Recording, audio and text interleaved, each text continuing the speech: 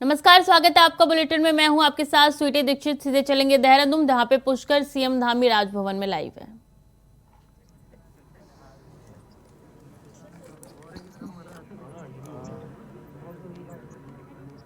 किसानों की समस्याओं के समाधान के लिए आज एक टोल फ्री किसान हेल्पलाइन नंबर की शुरुआत की जा रही है।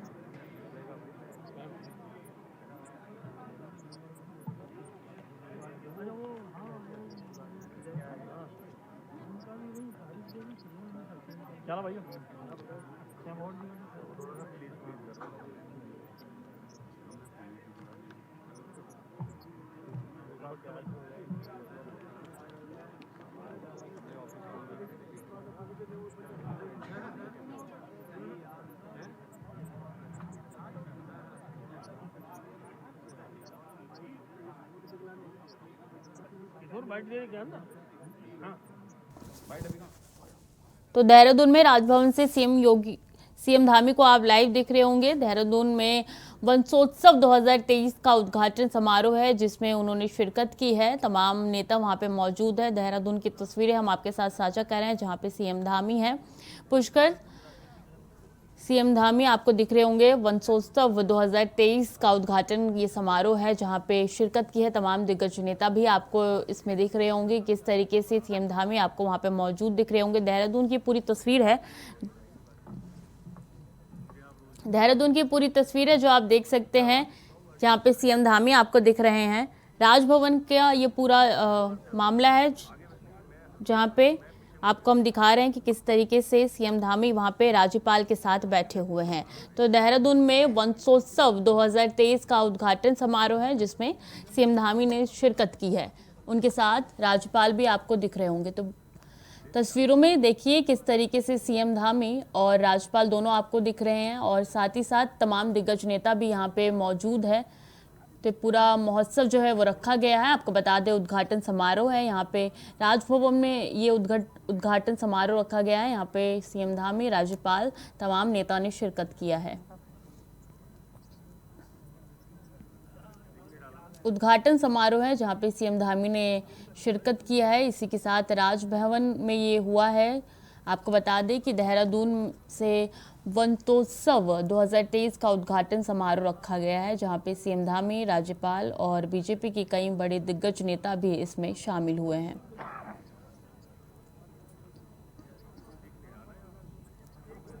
तो देहरादून से ये सीधी तस्वीरें हम आपको दिखा रहे हैं कि राज्यपाल आपको दिखेंगे, साथ में सीएम धामी भी उनके दिखेंगे, और तमाम दिग्गज नेता भी आपको वहां पे दिख रहे होंगे। किस तरीके से जमावड़ा लगा हुआ है। इसी के साथ आपको बता दें, देहरादून से ये तस्वीरें हम आपके साथ साझा कर रहे हैं। वंशोत्सव 2023 का उद्घाटन समारोह यह है, जहां पे राजभवन में रखा गया है, और तस्वीरों के माध्यम से आप देख सकते हैं कि किस तरीके से यहाँ पे तमाम नेता, राज्यपाल धामी, सीएम धामी आपको दिख रहे होंगे तस्वीरों में।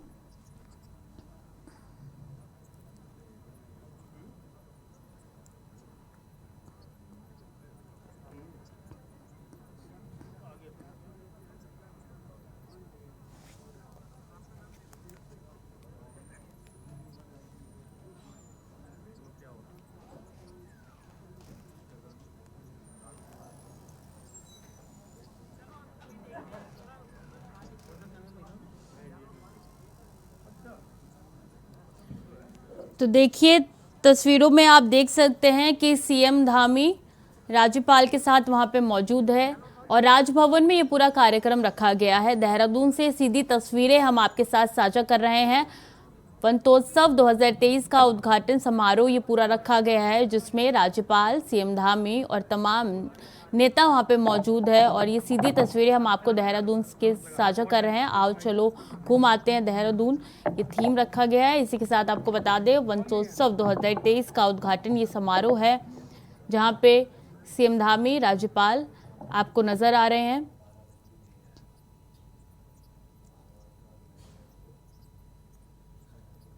तो फोटो सेशन चल रहा है यहाँ पे। सीएम धामी, राज्यपाल, तमाम नेता जो है यहाँ पे फोटो सेशन में हिस्सा ले रहे हैं। देहरादून से सीधी तस्वीरें हम आपके साथ साझा कर रहे हैं। वनोत्सव 2023 का उद्घाटन समारोह है जहां पे सीएम धामी ने, राज्यपाल ने शिरकत की है। राजभवन में पूरा कार्यक्रम रखा गया है और इसी के साथ आपको बता दें कि देहरादून से सीधी तस्वीरें हम आपके साथ साझा कर रहे हैं। आप भी देख सकते हैं कि किस तरीके से सीएम धामी राज्यपाल के साथ वहां पे मौजूद है।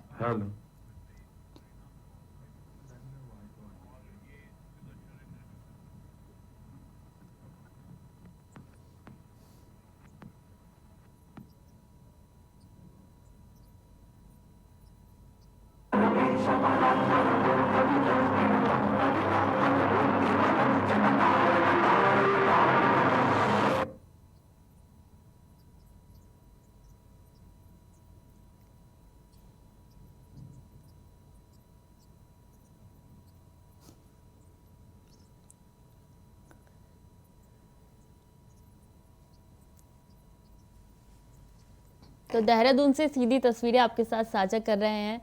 राज्यपाल और सीएम धामी दोनों इस समारोह में मौजूद है। आपको बता दें कि राजभवन में पूरा कार्यक्रम रखा गया है। उद्घाटन समारोह है वनोत्सव 2023 का। जानकारी दे दें कि देहरादून से ये सीधा कार्यक्रम हो रहा है। आपको बता दें राजभवन में ये कार्यक्रम हो रहा है। बड़ी जानकारी दे रहे हैं आपको हम देहरादून से।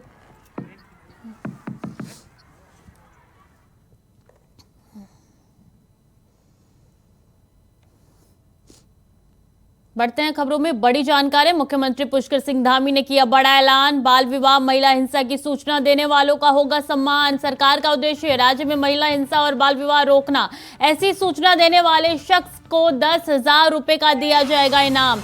तो बड़ी खबर आपको बता रहे हैं, बाल विवाह और महिला हिंसा की सूचना देने वाले व्यक्ति का सम्मान होगा। 10,000 रुपए का इनाम रखा गया है। सरकार का उद्देश्य सिर्फ एक ही है कि महिला हिंसा और बाल विवाह को रोका जाए। तो बड़ी खबर आपको बता रहे हैं, बड़ा ऐलान हुआ है पुष्कर सिंह धामी की तरफ से कि ऐसी सूचना देने वाले शख्स को 10,000 रुपए का इनाम दिया जाएगा। महिला हिंसा और बाल विवाह जो भी इसकी सूचना देगा उसको 10,000 रुपए का इनाम दिया जाएगा, उसका सम्मान किया जाएगा। बड़ी जानकारी, पुष्कर सिंह धामी का बड़ा ऐलान हुआ है। सीएम धामी ने यह बड़ा ऐलान किया है कि जो भी इसकी सूचना देगा उसको सम्मान किया जाएगा, उस शख्स को 10,000 रुपए का इनाम दिया जाएगा। उद्देश्य सिर्फ एक ही है इसका कि इलाके में, राज्य में जो भी हिंसा हो रही है और जो भी बाल विवाह हो रहा है उनको रोका जाए। तो मुख्यमंत्री पुष्कर सिंह धामी ने ये बड़ा ऐलान किया है। जानकारी देते चले कि जो भी महिला हिंसा और बाल विवाह की सूचना देगा उसका सम्मान किया जाएगा, उसको इनाम में 10,000 रुपए दिया जाएगा। उद्देश्य सिर्फ एक ही है कि इलाके में, राज्य में महिला हिंसा और बाल विवाह को रोका जाए। तो बड़ी जानकारी, सीएम धामी ने बड़ा ऐलान किया है। बता दें कि जो भी महिला हिंसा और बाल विवाह की जानकारी देगा उस शख्स को 10,000 रुपए का इनाम दिया जाएगा।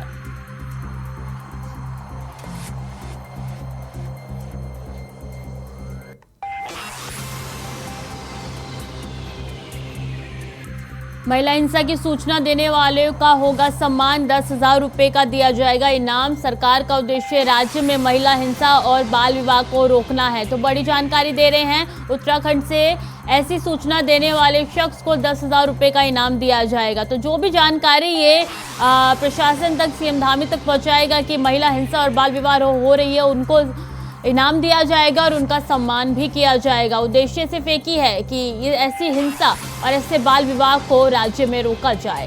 तो बड़ी जानकारी आपको दे रहे हैं कि सीएम धामी ने ये बड़ा ऐलान किया है। उन्होंने कहा है कि जो भी बाल विवाह और महिला हिंसा की सूचना देगा उसको 10,000 का इनाम दिया जाएगा। इसी के साथ उसका सम्मान भी किया जाएगा।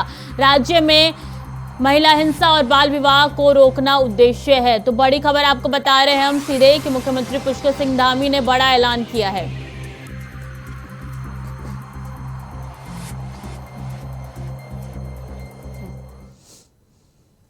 बड़ी खबर, मुख्यमंत्री पुष्कर सिंह धामी आज विधायकों के साथ करेंगे बैठक। लोकसभा क्षेत्र के सभी विधायकों के साथ करेंगे बैठक। क्षेत्र में विकास कार्यों को लेकर विधायकों से फीडबैक लेंगे। तो बता दें कि फीडबैक लेने के लिए बैठक करेंगे। आपको बता दें जितने भी विकास कार्य हुए हैं उसके लिए विधायकों से फीडबैक लेंगे। लोकसभा क्षेत्र के सभी विधायकों के साथ बैठक करेंगे पुष्कर सिंह धामी। क्षेत्र में विकास कार्यों को लेकर विधायकों से फीडबैक लेंगे सीएम। बड़ी जानकारी दे रहे हैं आपको कि आज सीएम की बड़ी बैठक है। इस बड़ी बैठक में वो विधायकों से फीडबैक लेंगे जितने भी विकास कार्य हुए हैं। तो विधायकों के साथ सीएम धामी की बैठक होनी है। लोकसभा क्षेत्र के सभी विधायकों के साथ ये बैठक करेंगे सीएम धामी। इसी के साथ जानकारी दे दें कि क्षेत्र में जितने भी विकास कार्य हुए हैं उन सबको लेकर जो है विधायकों से फीडबैक लेंगे। काम कैसा चल रहा है, कहाँ रुका है तो इसकी वजह क्या है। तो मुख्यमंत्री धामी आज विधायकों के साथ बैठक करेंगे और इस बैठक का उद्देश्य एक ही है कि सारे विधायकों से विकास कार्यों के लिए फीडबैक लिया जाए।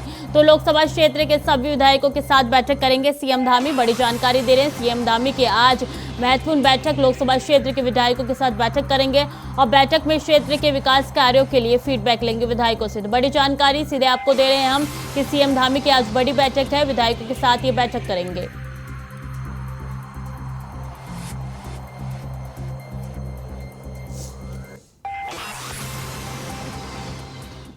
और उत्तराखंड के 2 और शहरों पर आपदा का खतरा। उत्तरकाशी अल्मोड़ा में भी छाया जोशीमठ जैसा खतरा। जोशीमठ जैसी आपदा की जताई जा रही है संभावना। केंद्रीय भूमि जल बोर्ड की टीम ने जताई ये आशंका।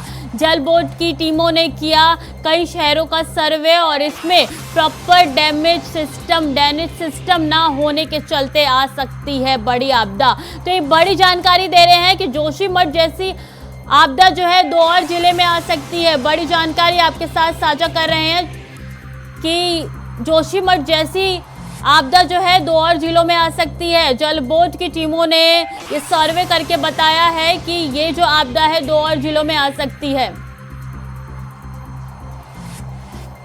ज्यादा जानकारी के साथ राहुल शर्मा सीधे हमारे साथ जुड़ चुके हैं। राहुल जी, देखिए कि पहले जोशीमठ का हाल तो सबने देखा कि किस तरीके से वहां पे आपदा आई और धीरे धीरे धंसते जा रहा है जोशीमठ। अब 2 और जिलों में यह आपदा आने के संकेत दिए गए हैं और क्या अपडेट है आपके पास इसको लेके?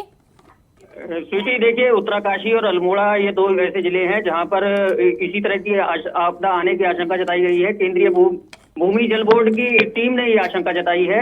जल बोर्ड की टीमों ने यहाँ के कई इलाकों का सर्वे किया था और उस सर्वे के बाद जो रिपोर्ट उन्होंने तैयार की है उस रिपोर्ट में उन्होंने ये आशंका जताई है। उनकी जांच में ये पाया गया है कि जिस तरह के हालात जोशीमठ में देखने को मिले हैं ठीक वैसे ही स्थिति उत्तराकाशी और अल्मोड़ा जिले में भी हो सकती है। तो जाहिर तौर पर ये एक बड़ी टेंशन कहा जा सकता है धामी सरकार के लिए।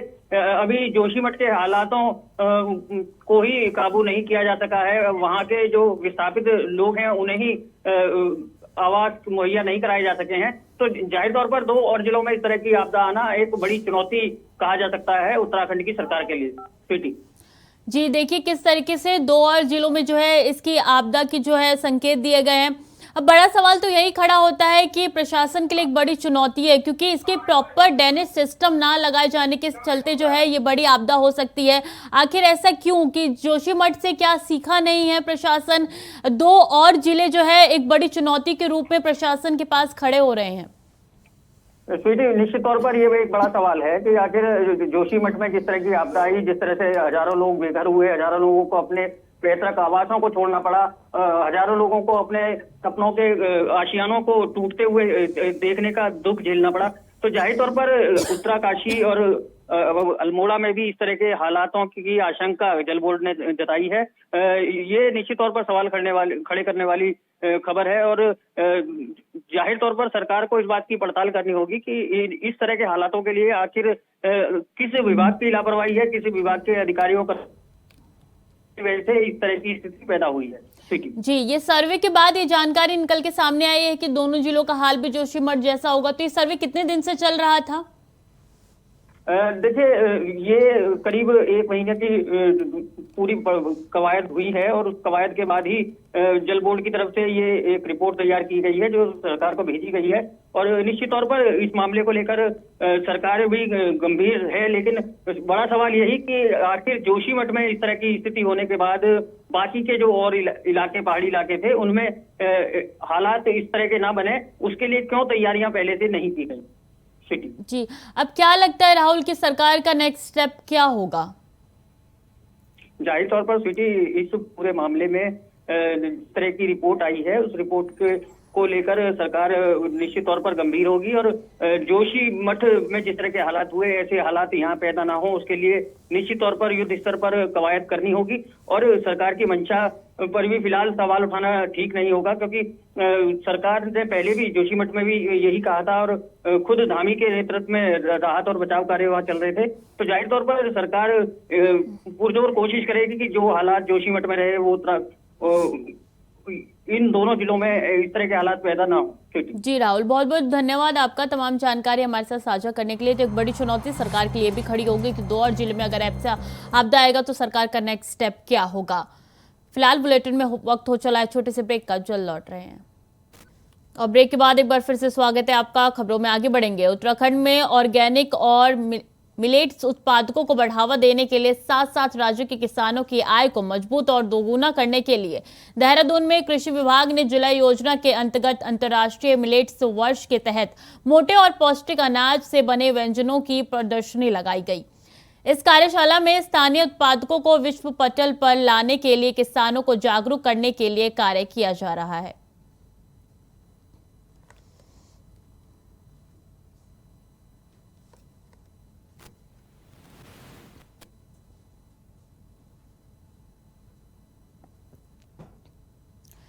किसानों को जागरूक करने के लिए कार्यक्रम रखा गया है। इसमें तमाम जो है कृषि विभाग ने प्रदर्शनी लगाई है। आपको बता दें प्रदर्शनी लगाई है क्योंकि किसानों को जागरूक किया जाए, ऑर्गेनिक मिल्ट्स उत्पादकों को बढ़ावा दिया जाए, जिसके लिए प्रदर्शनी लगाई गई है।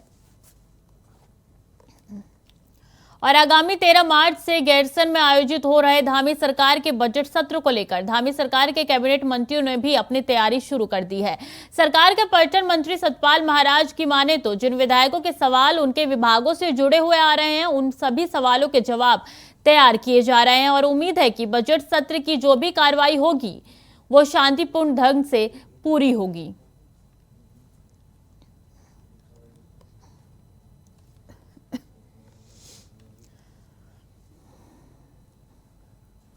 केंद्र सरकार की तरफ से उत्तराखंड को स्पेशल कोटे के तहत दिए जाने वाले 300 मेगावाट बिजली को आगामी महीने तक जारी रखने का आदेश दिया गया है। केंद्र से इस आदेश पर राज्य के मुख्यमंत्री पुष्कर सिंह धामी ने आभार जताते हुए कहा कि राज्य में बिजली का संकट ना हो, इसलिए राज्य की तरफ से केंद्र को इस कोटे के तहत मिलने वाली बिजली को जारी रखने की मांग की गई थी, जिस पर केंद्र ने अपनी सहमति दे दी है और आने वाले दिनों में भी राज्य सरकार स्पेशल कोटे को जारी रखने की मांग केंद्र सरकार से करेगी ताकि राज्य को निर्बाध रूप से बिजली मिलते रहे।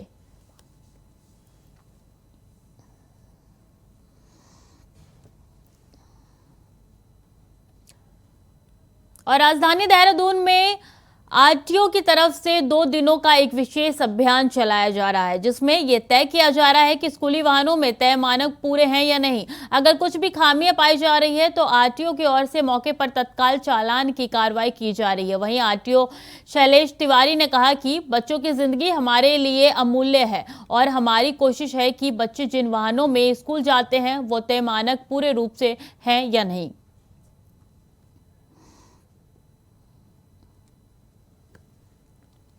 और फिलहाल के लिए बुलेटिन में इतना ही। बाकी खबरों के लिए देखते रहिए इंडिया वॉइस।